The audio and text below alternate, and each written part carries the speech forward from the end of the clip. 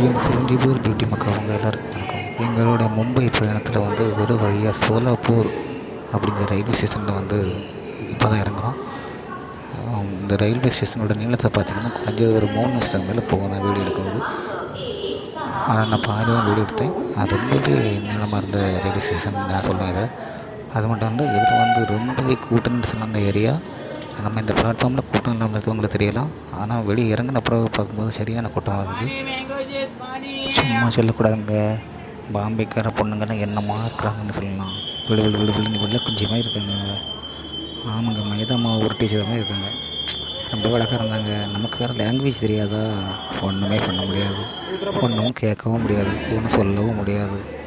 நீங்கள் தப்பாக தான் நினைக்காதுங்க. சின்னதாக ஒரு ரொமான்ஸு கூட விட முடியாது, அந்த மாதிரி ஆகிப்போச்சு. ஏன்னா அவங்க எல்லாம் ரெடியாக இருக்கிறாங்க மாதிரி இருக்குது. ஆனால் பேசிடுவாங்க போல், அந்தளவுக்கு அவங்க பார்க்குறாங்க. அந்த பொண்ணுங்கள்லாம் சேமாக அழகுங்க, சும்மா ஒன்றும் கிடையாது. மாடல் ட்ரெஸ்ஸு தான் போட்டிருந்தாங்க, ஆனால் ரொம்ப அழகாக இருந்தாங்க. கொஞ்சம் தலைவாரி பூ பொட்டெல்லாம் வச்சா நம்ம தமிழ்நாட்டுக்கு நம்மளே கொண்டு வந்துடலாம். இந்த வீடியோ பிடிச்சி லைக் பண்ணுங்கள், ஷேர் பண்ணுங்கள், நம்ம சேனல் சப்ஸ்கிரைப் பண்ணுங்கள். இந்த ரயில்வே ஸ்டேஷன் ரொம்பவே நீளம் வந்து இந்த ரயில்வே ஸ்டேஷனுக்கு இதுக்கு முன்னாடி யாராவது வந்திருந்தீங்கன்னா கமெண்ட் பாக்ஸில் கமெண்ட் பண்ணுங்கள்.